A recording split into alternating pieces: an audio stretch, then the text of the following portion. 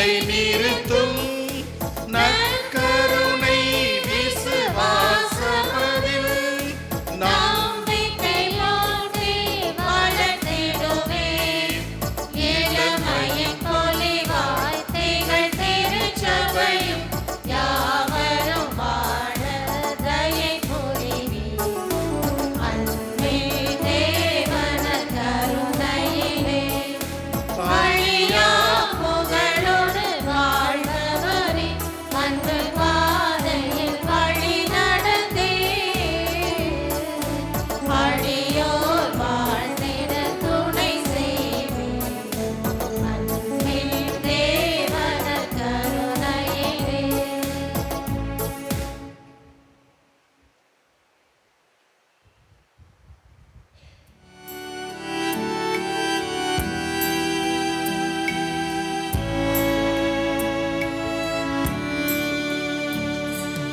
நிலையான புகழுக்குரிய தூய இறைவன் கருணைக்கு எல்லா காலமும் ஆராதனையும் புகழும் போற்றியும் மாட்சிமையும் உண்டாக கடவது.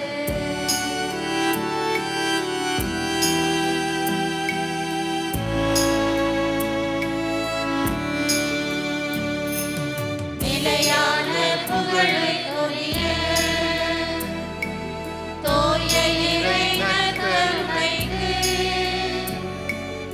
எல்லா காலமும் ஆராதனையும் புகழும் போற்றியும் மாட்சிமையும் உண்டாக கடவது.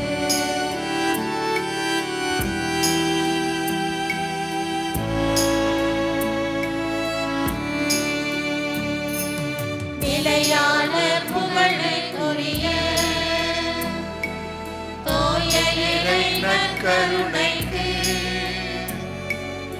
எல்லா காலமும் ஆராதனையும் புகழும் போற்றியும் மாட்சிமையும் உண்டாக கடவது.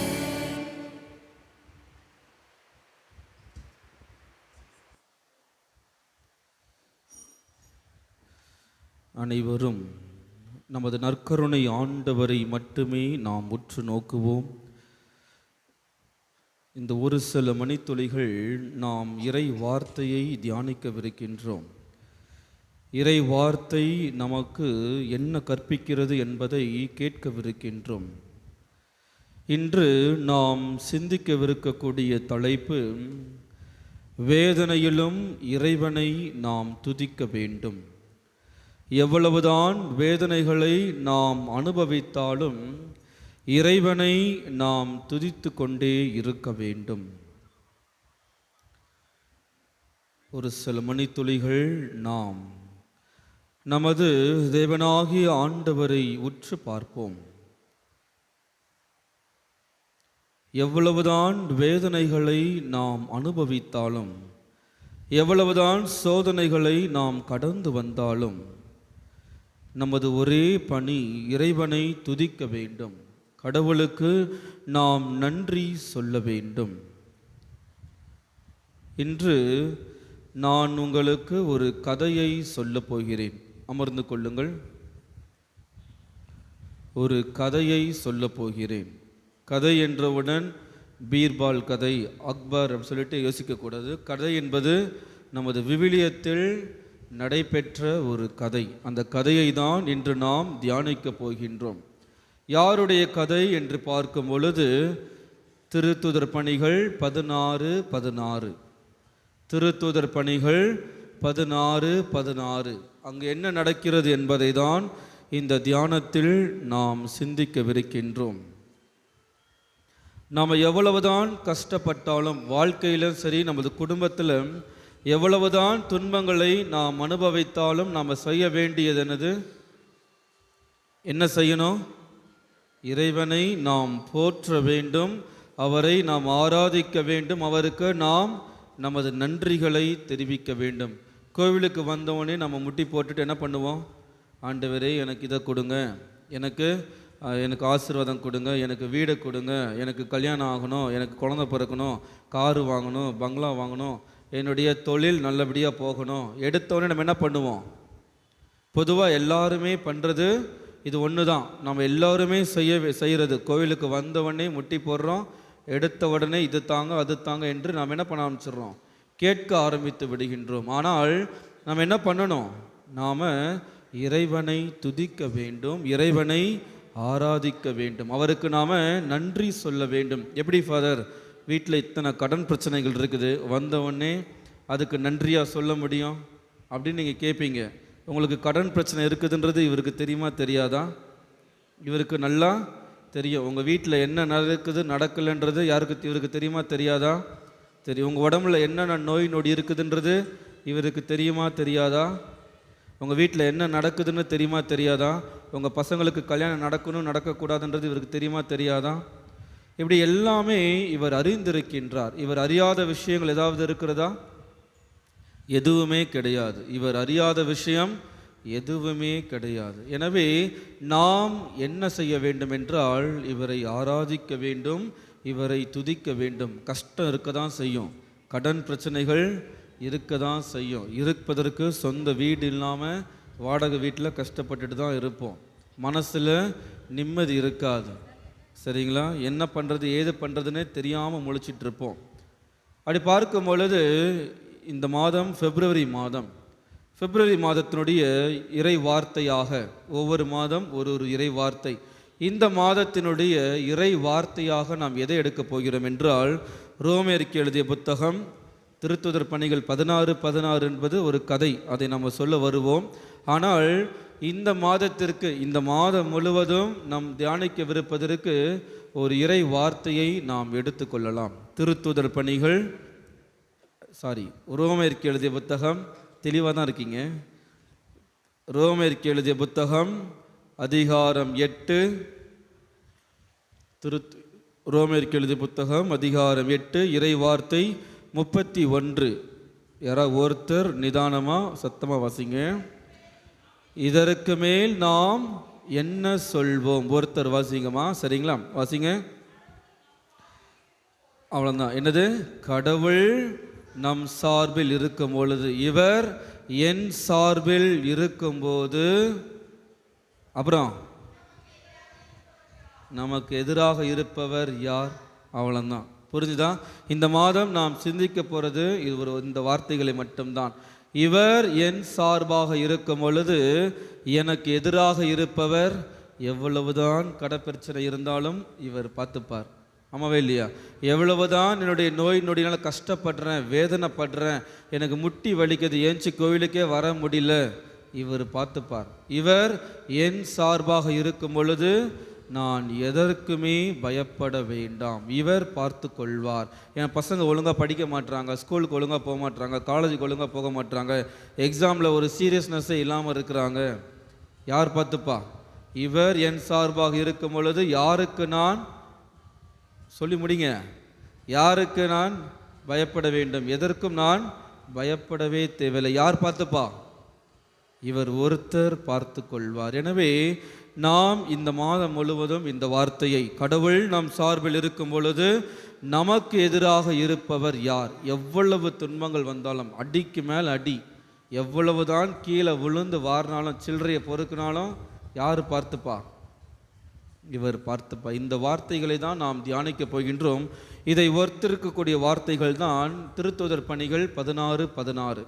என்ன நடக்கிறது என்பது பார்ப்பதற்கு முன்பதாக நாம் இந்த பாடலில் நாம் நுழைவோம். சரிங்களா? ஆராதிக்கின்றோம், நாங்கள் ஆராதிக்கின்றோம் என்ற பாடலை நாம் அனைவரும் சேர்ந்து பாடுவோம். பாடும் பொழுது நான் இந்த கதையையும் உங்களுக்கு எடுத்து கூறுவேன். எல்லோரும் பாடல் எடுத்துக்கொள்ளுங்கள். தெரிந்த பாடல்தான். ஆராதிக்கின்றோம், நாங்கள் ஆராதிக்கின்றோம். எல்லோரும் சேர்ந்து பாடலாம். நல்ல தெரிஞ்ச பாடல். ஆராதிக்கின்றோம், நாங்கள் ஆராதிக்கின்றோம், ஆத்மநேசர் இயேசுவையே ஆராதிக்கின்றோம். சேர்ந்து சத்தமா வாயை திறந்து எல்லோரும்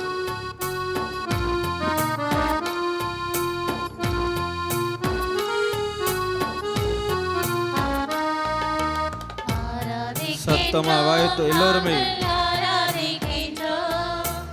ஆத்மநேசர் இயேசுவையே ஆராதிக்கின்றோம் நாங்கள் ஆராதிக்கின்றோம். நாங்கள் ஆராதிக்கின்றோம் ஆத்மநேசர் இயேசுவையே ஆராதிக்கின்றோம்.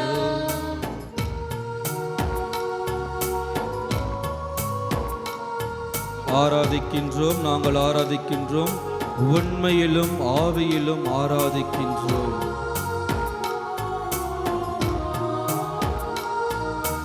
ஆராதிக்கின்றோம். வாயைத் திறந்து எல்லோரும் ஆராதிக்கின்றோம்.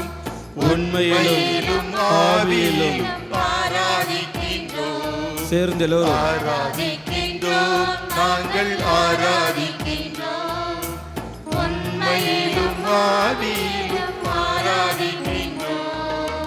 ஆராதிக்கின்றோம் நாங்கள் ஆராதிக்கின்றோம். ஆத்மநேசர் இயேசுவையே ஆராதிக்கின்றோம். அல்லேலூயா அல்லேலூயா கீதம் பாடியே அல்லேலூயா கீதம் பாடி ஆராதிப்போமே.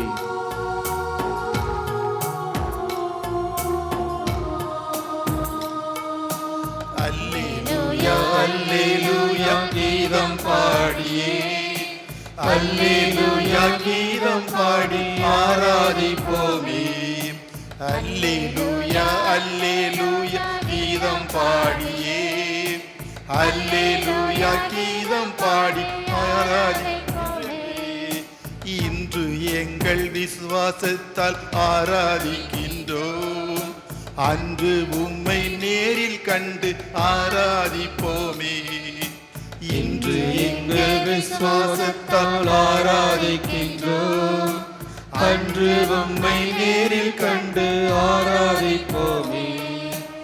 ஆராதிக்கின்றோம் நாங்கள் ஆராதிக்கின்றோம்.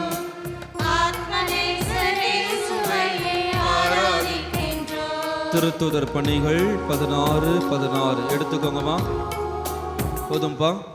திருத்துதர் பணிகள் 16 என்ன கதை என்று பார்க்கும் பொழுது 2 நபர்கள் இருக்கிறார்கள். யார் யாரு?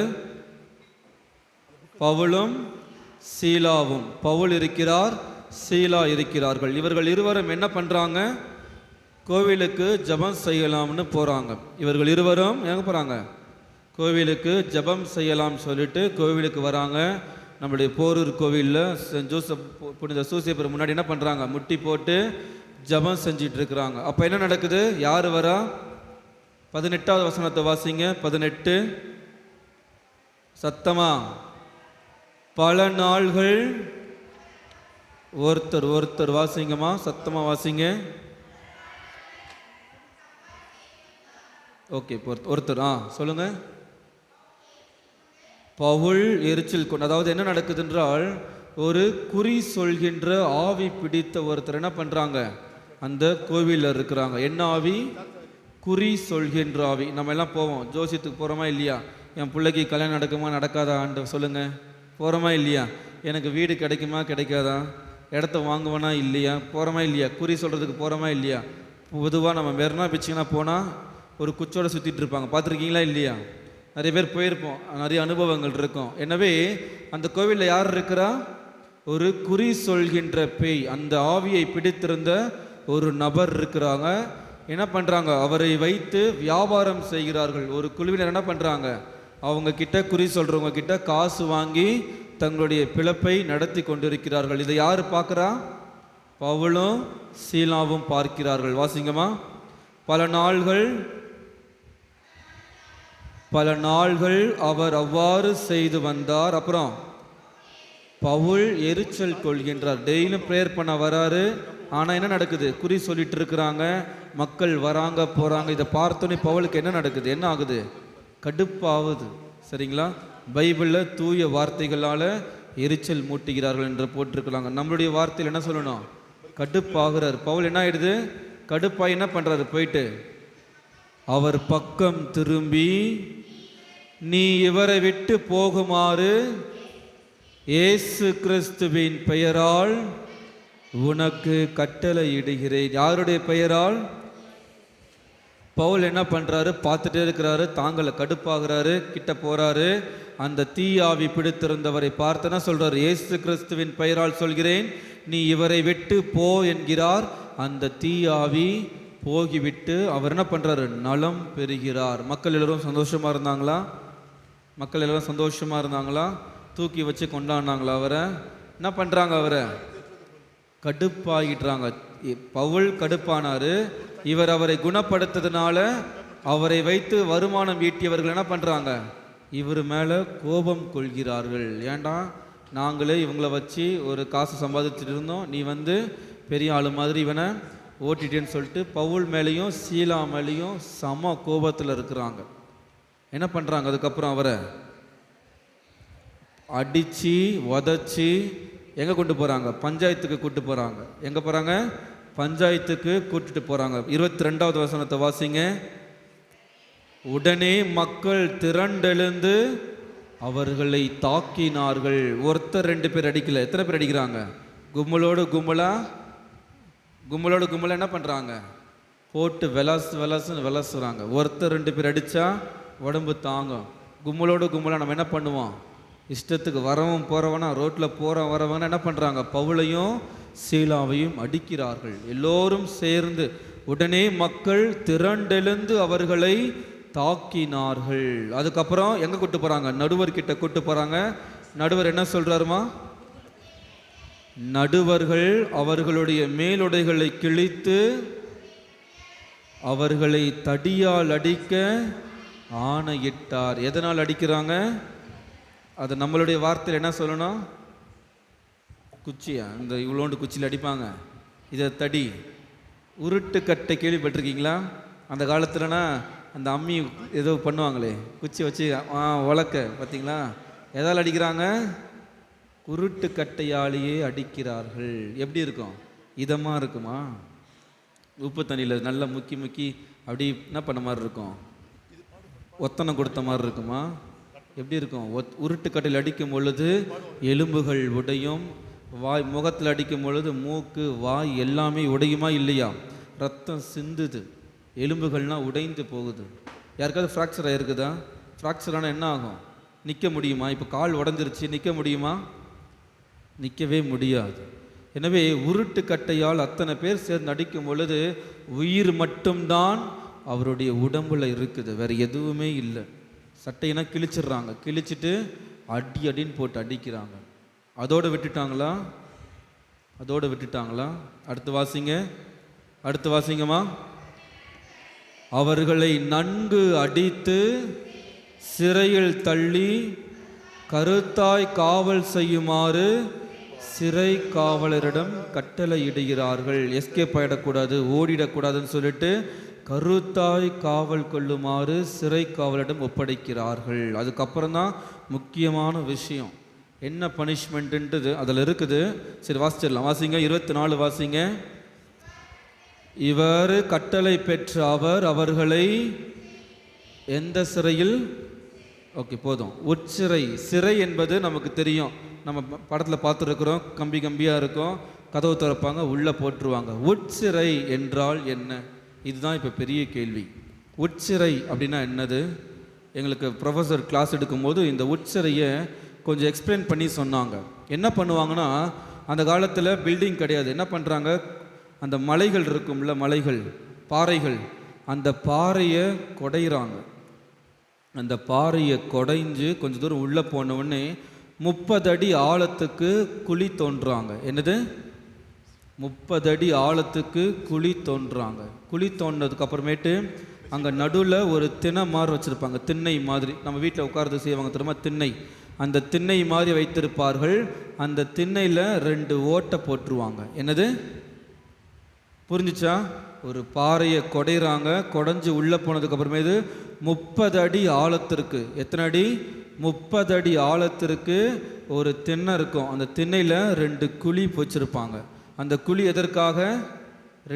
அந்த கால் இருக்குல்ல, நம்ம 2 கால் இருக்குல்ல, 2 காலையும் உள்ளே விட்டுருவாங்க. எந்த கால்? அந்த திண்ணையில் 2 ஓட்டை இருக்கும். அந்த ஓட்டையினுடைய 2 ஓட்டையிலையும் ஒரு காலை உள்ளே விட்டுருவாங்க. கால் உள்ளே போயிடுது. சரிங்களா? நல்லா இமேஜின் பண்ணி பாருங்கள். 2 கால் உள்ளே போயிடுது, சரிங்களா? மேலே நம்ம நேராக நிற்க முடியாது, இப்படி தான் இருக்கணும். புரிஞ்சுதா? நம்மளால் நேராக நிற்க முடியாது. எப்படி இருக்கணும்? இப்படி தான் இருக்கணும், குனிஞ்ச மாதிரி தான் இருக்கணும். ஏன்னா மேலே பாறை இருக்கும், இடிக்கும், நிற்க முடியாது. நம்ம நின்னோன்னா பாறை இடிக்கும் நம்மளை. அப்படின்னா என்ன அர்த்தம்? 2 கால் அந்த ஓட்டைக்குள்ளே இருக்குது. நம்ம காலை எடுத்துக்கலாம், ஆனால் என்ன பண்ணிவிடுவாங்க? எடுக்கக்கூடாதுன்றதுக்காக சங்கிலி போட்டு காலை கீழே கட்டிடுவாங்க. அப்போது எப்படி உட்காந்துருப்பாங்க?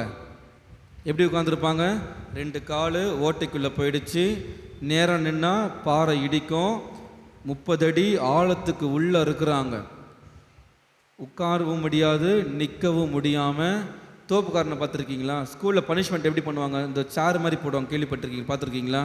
இந்த காலத்தில் நம்ம ஸ்கூலில் பனிஷ்மெண்ட் கொடுக்க முடியுமா? ஆல்ட்ரு பசங்களை பார்த்துட்டே ஏஞ்சி வாடான்னா போடான்றாங்க. ஆமாவா இல்லையா? அப்போது என்ன பண்ணுறாங்க? 30 அடி ஆழத்தில் 2 காலையும் 2 ஓட்டைக்குள்ளே போட்டுட்டு சங்கிலியால் கட்டிட்டு நேராகவும் நிற்க முடியாது, காலை எடுக்கவும் முடியாது, உட்காரவும் முடியாது, சட்டை கிடையாது. எப்படி இருக்கும் அப்போ? எவ்வளவு வேதனை யோசிச்சு பாருங்கள். அதுக்கு முன்னாடி ஊர் மக்கள் எல்லாம் கட்டையால் அடிக்கிறாங்க. கை கால் உடஞ்சிருக்கும். உடஞ்ச கை கால் 2 நாளாக சரியாயிடுமா? குறைஞ்சது 6 மாதம் ஆகும். அப்படி இருக்கும் பொழுது பவுலையும் சீலாவையும் அதான் உட்சிறையில் தள்ளி, நார்மல் சிறை கிடையாது, உட்சிறையில் தள்ளி.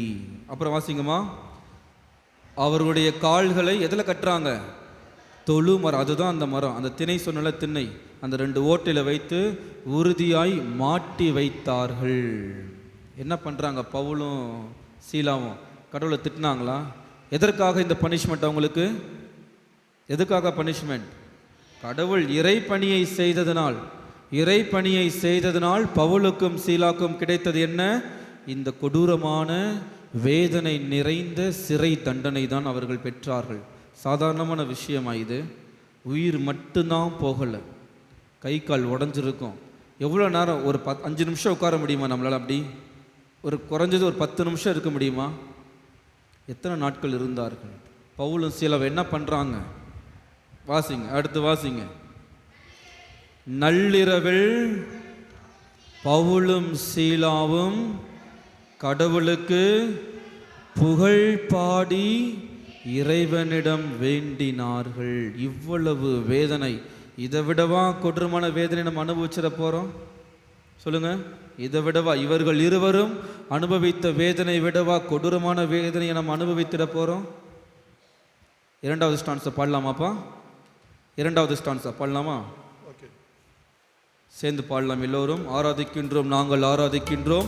2வது ஸ்டான்ஸா மட்டும் பாடலாம்.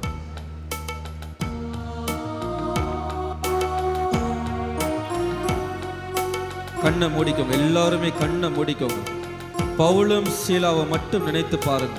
கண்ணை மூடிக்கோங்க. எந்த பராக்குகளுக்கும் இடம் கொடாமல் கண்களை இறுக்க மூடிக்கொள்ளுங்கள். எவ்வளவு வேதனை! சேர்ந்து பாடுவோம். வானோரெல்லாம் ஆராதிக்கும் பரிசுத்தரே, ஆனந்தமாய் உந்தன் மக்கள் ஆராதிக்கின்றோம். வானோரெல்லாம் ஆராதிக்கும் பரிசுத்தரே, ஆனந்தமாய் உந்தன் மக்கள் ஆராதிக்கின்றோம்.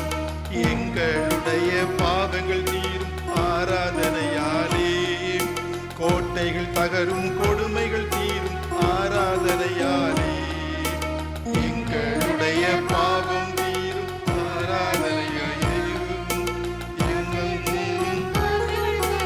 ஆராதனையாலே. சத்தமாம் ஆராதிக்கின்றோம், நாங்கள் ஆராதிக்கின்றோம். ஆத்மநேசர் இயேசுவையே ஆராதிக்கின்றோம். ஆராதிக்கின்றோம், நாங்கள் ஆராதிக்கின்றோம். ஆத்மநேசர் இயேசுவையே ஆராதிக்கின்றோம். கண்களை மூடிக்கொள்வோம். போதும்பா, கண்களை மூடிக்கொள்வோம். பவுலும் சீலாவும் எவ்வளவு எலும்புகள் உடைந்திருக்கும், எவ்வளவு வேதனைகள்! அந்த உட்சிறையில் 30 அடி ஆழத்திற்குள் அவர்கள் இருக்கிறார்கள். கண்களை மூடிக்கொள்வோம். நாம் சற்று நினைத்து பார்ப்போம். 30 அடி ஆழத்திற்குள் அவர்கள் இருக்கிறார்கள். 2 கால்களையும் அந்த ஓட்டைக்குள் போட்டு விட்டார்கள். சங்கிலியால் கட்டிட்டுறாங்க. நேராகவும் நிற்க முடியாமல் போட்டுப்பதற்கு ட்ரெஸ்ஸு இல்லை, மேலே சட்டை இல்லை. வெயில் காலத்தில் கொடூரமான வெயில், வெக்கை அதிகமாக இருக்கும். மாலை நேரத்தில் கடும் குளிர், எலும்புகள் உடைந்து போயிருக்கின்றன.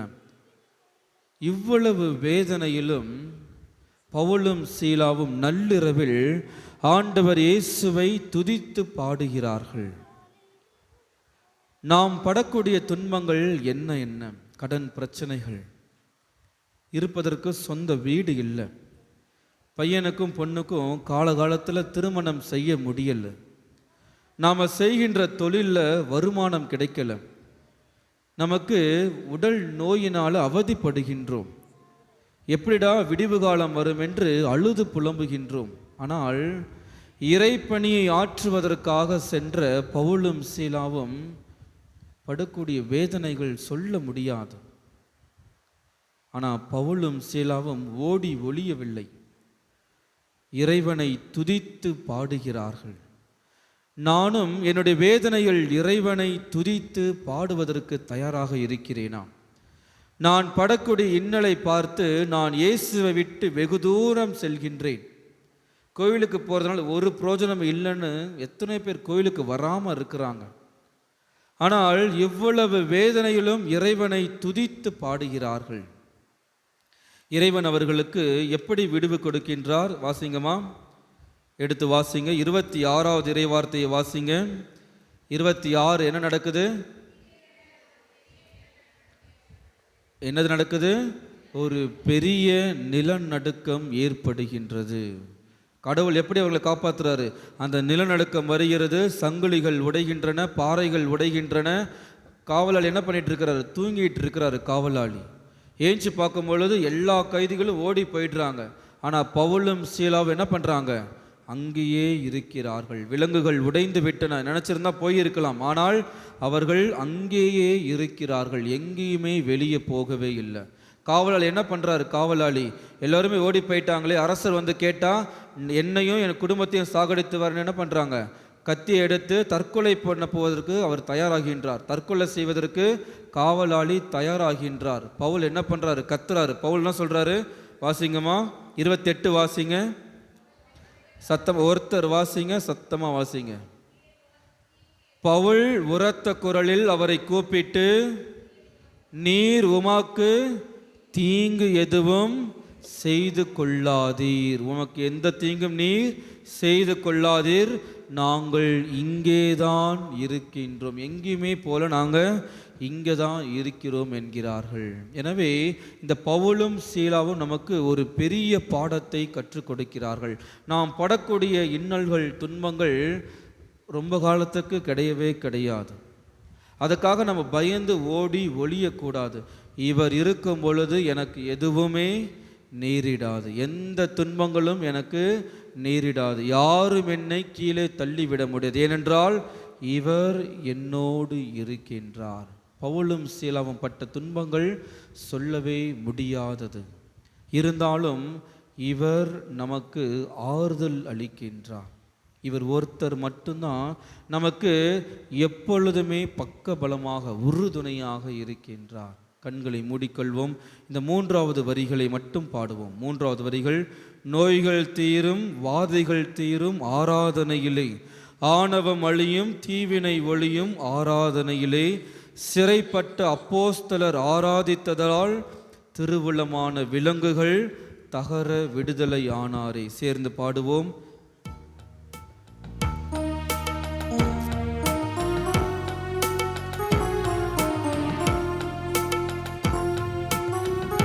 நோய்கள் தீரும், வாதைகள் தீரும் ஆராதனையாலே, நோய்கள் தீரும், வாதைகள் தீரும் ஆராதனையாலே, ஆணவம் அழியும், தீவினை ஒளியும் ஆராதனையாலே. நோய்கள் தீரும், நோய்கள் தீரும், வாதைகள் தீரும் ஆராதனையாலே, ஆணவம் அழியும், தீவினை ஒளியும் ஆராதனையாலே. சிறைப்பட்ட அப்போஸ்தலர் ஆராதித்ததால், அப்போஸ்தலர் ஆராதித்ததால், திருவள்ளுவர் திருவருளாலே விலங்குகள் தகர விடுதலையானாரே. சீரைப்பட்ட அப்போஸ்தலர் ஆராதித்ததால் திருவருளாலே விலங்குகள் தகர விடுதலையானீரே. சத்தமா வாயை திறந்து எல்லோரும்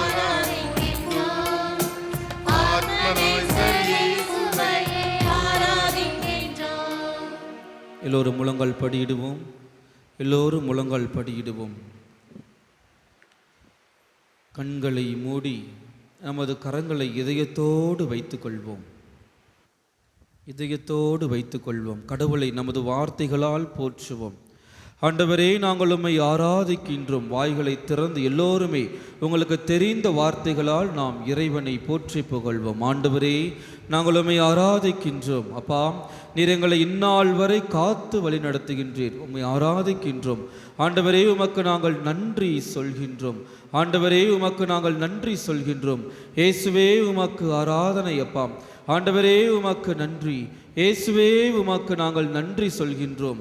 இயேசுவே, நாங்கள் உமக்கு நன்றி சொல்கின்றோம். எல்லோருமே வாயை திறந்து சத்தமா எல்லோருமே வாயை திறந்து சத்தமா கேட்கல எல்லோருமே இயேசுவே நன்றி.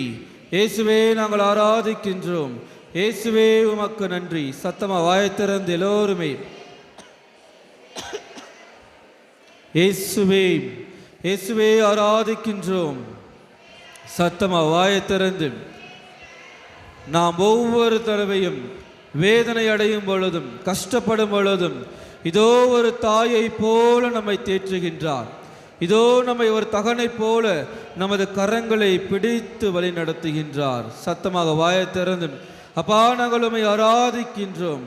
இயேசுவே, நாங்கள் உம்மை ஆராதிக்கின்றோம். அப்பா, இந்நாள் வரை நீர் எம்மை காத்து வருகின்றீர். அப்பா, இதோ நான் எங்கு விழுந்தாலும் நீர் என் கரங்களை பிடித்து தூக்கி விடுகின்றீர். அப்பா, இதோ எனது பிள்ளைகளுக்கு திருமணம் நடத்தி வைத்தீர். அப்பா, இதோ எனக்கு ஒரு புதிய இல்லத்தை கொடுத்தீர். உமக்கு கொடான கோடி நன்றி. அப்பா, இதோ நான் இவ்வளவு காலம் கடன் பிரச்சனையினால விழுந்து கிடந்தேன். அப்பா, இதோ நீர் எனக்கு விடுதலை கொடுத்தீரப்பா. உமக்கு கொடான கோடி நன்றி. அப்பா, நோய் நொடியினால அவஸ்தப்பட்டப்பா, என்னால் நடக்க முடியல, என்னால் மூச்சு வாங்க முடியலப்பா. எனக்கு உடல் சோர்வினால சோர்ந்து போயிருந்தேன். அப்பா, நீர் எனக்கு பூரண உடல் சுகத்தை கொடுத்தீரப்பா. உமக்கு கொடான கோடி நன்றி ஆண்டவரே. அப்பா, இதோ குழந்தை வரனின்றி நான் வேதனையில் இருந்தேன். எனக்கு நீர் குழந்தை பாக்கியத்தை கொடுத்தீர். உமக்கு கொடான கோடி நன்றி. சத்தமா வாயை திறந்து எல்லோருமே அப்பா, தொழிலிலே நான் முடங்கி கடந்தேன். எனது தொழிலிலே நீர் வளர்ச்சியை கொடுத்தீர். எனக்கு லாபத்தை ஈட்டு கொடுத்தீரப்பா. உமக்கு கொடான கோடி நன்றி ஆண்டவரே. அப்பா, இதோ எனது குழந்தைக்கு நீர் உடல் சுகத்தை கொடுத்தீரப்பா. நல்லதொரு எதிர்காலத்தை கொடுத்தீரப்பா. உமக்கு கொடான கோடி நன்றி. வாயை திறந்து எல்லோருமே சத்தமாக எழுந்து நின்று இப்பொழுது ஒரு தாய் தேற்றுவது போல என்ற பாடலை நமது இரு கரங்களை நெஞ்சோடு வைத்து எழுந்து நின்று நமது கரங்களை நெஞ்சோடு வைத்து ஒரு தாய் தேற்றுவது போல என்ற பாடலை சேர்ந்து பாடுவோம். எல்லோருக்குமே தெரிந்த பாடல். நெஞ்சோடு அனைத்த வண்ணமாக சேர்ந்து எல்லோருமே சேர்ந்து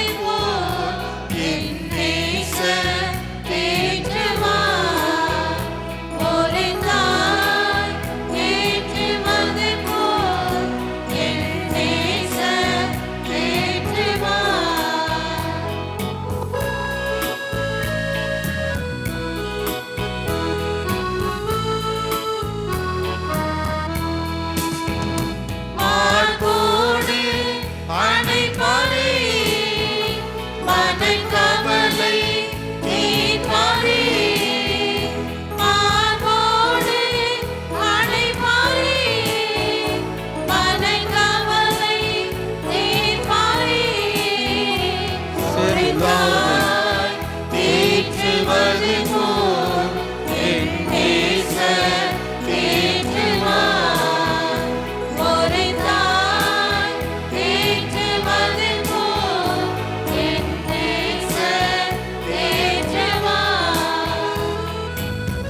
நம் ஒவ்வொருவருக்கும் நம்ம எங்க சென்றாலுமே முன்னும் பின்னுமாக இடது வலதாக இருந்து நமது இரு கரங்களையும் பிடித்து வழிநடத்தக்கூடியவர் இதோ நம் ஆண்டவர் இயேசு கிறிஸ்து.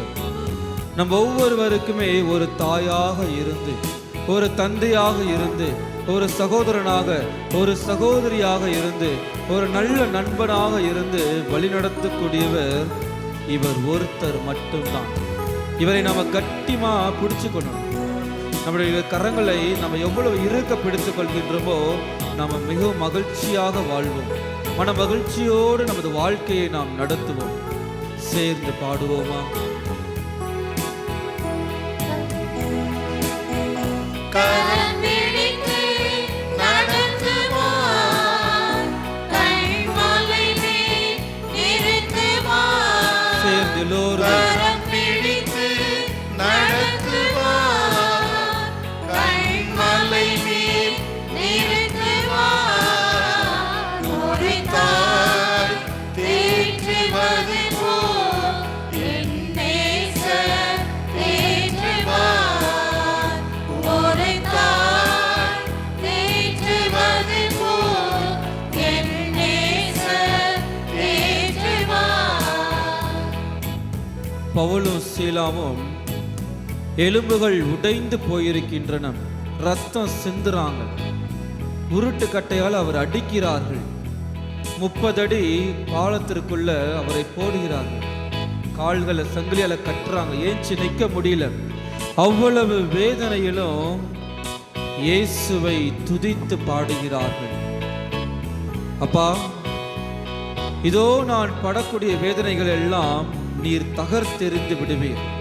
நீர் ஒருவர் மட்டுமே எனக்கு விடுதலை கொடுக்கக்கூடியவர்.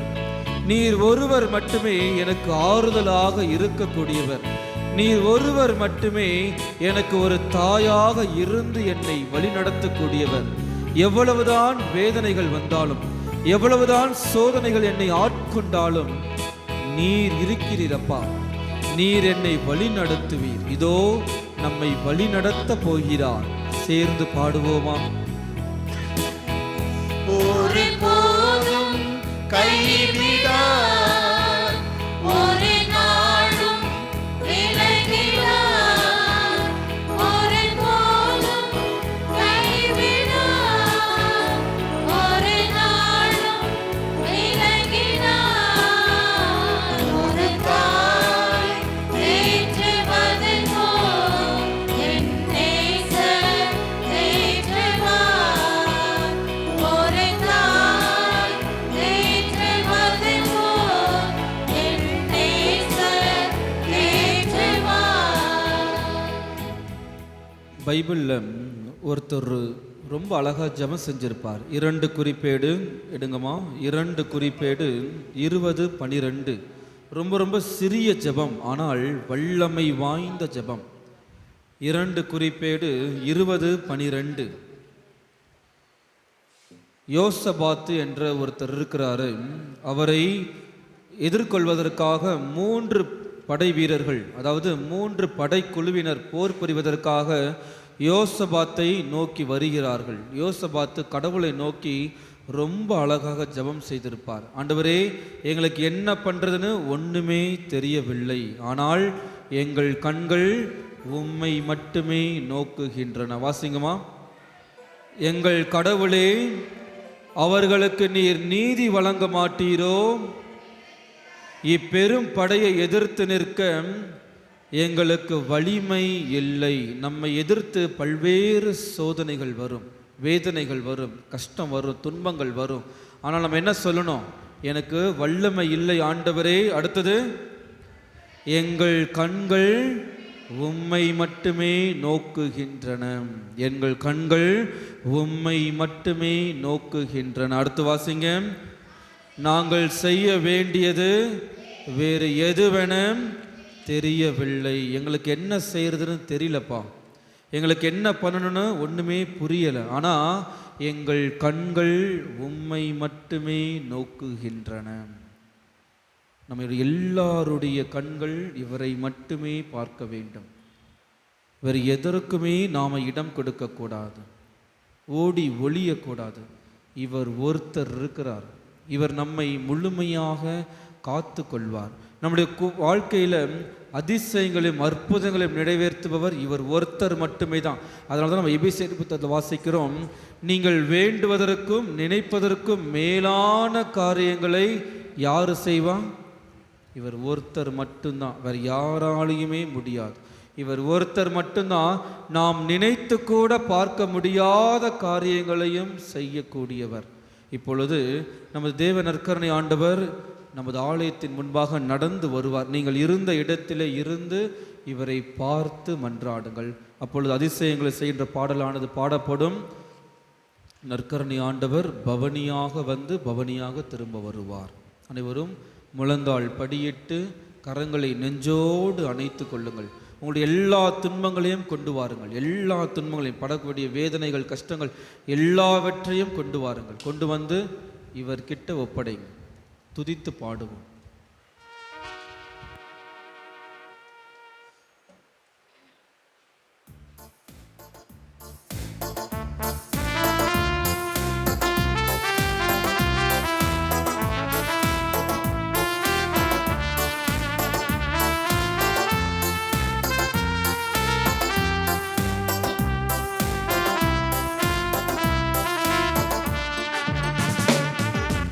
அதிசயங்கள்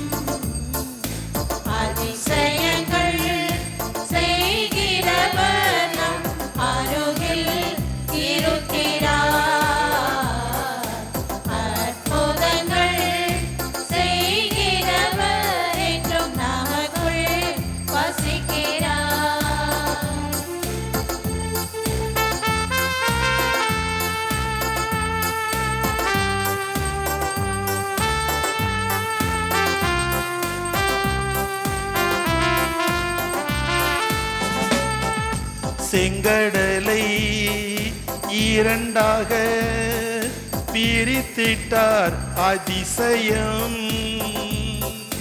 செங்கடலை இரண்டாக பிரித்திட்டார் அதிசயம். புயல் காற்றை தன் வார்த்தையாலே அடக்கினார் அதிசயம்.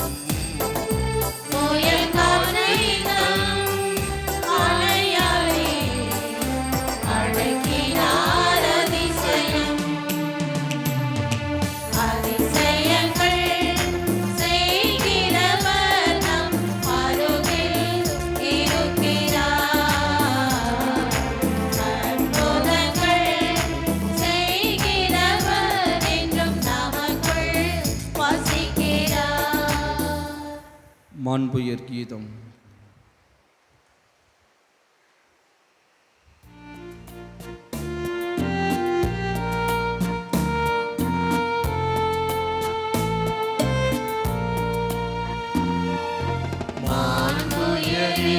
அருள் சாதனத்தை தாழ்ந்து பணிந்து ஆராதிப்போம். பழைய நியம முறைகள் அனைத்தும் இனி மறைந்து முடிவு பெறுக. புதிய நியம முறைகள் வருக.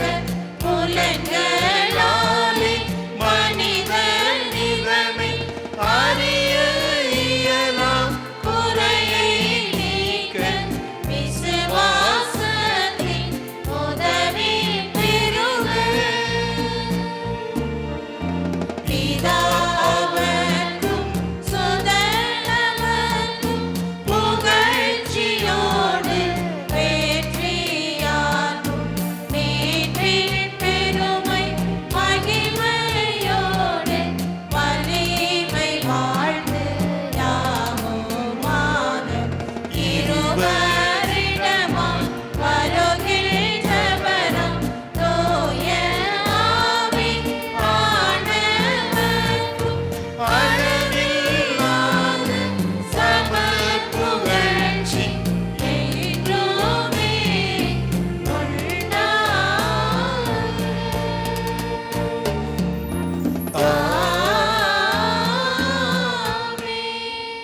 மன்றாடுவோமாக. இறைவாம், இந்த வியப்புக்குரிய திருவருட் சாதனத்திலே உம்முடைய திருப்பாடுகளின் நினைவை எங்களுக்கு விட்டுச் சென்றீர். உமது திருவுடல் திருரத்தம் இவற்றின் மறைபொருளை வணங்கும் நாங்கள் மீட்பின் பலனை இடைவிடாமல் அனுபவிக்க அருள் புரியுமாறு உம்மை மன்றாடுகின்றோம். எங்கள் ஆண்டவராகிய கிறிஸ்து வழியாக உம்மை பார்த்து மன்றாடுகின்றோம். ஆமென்.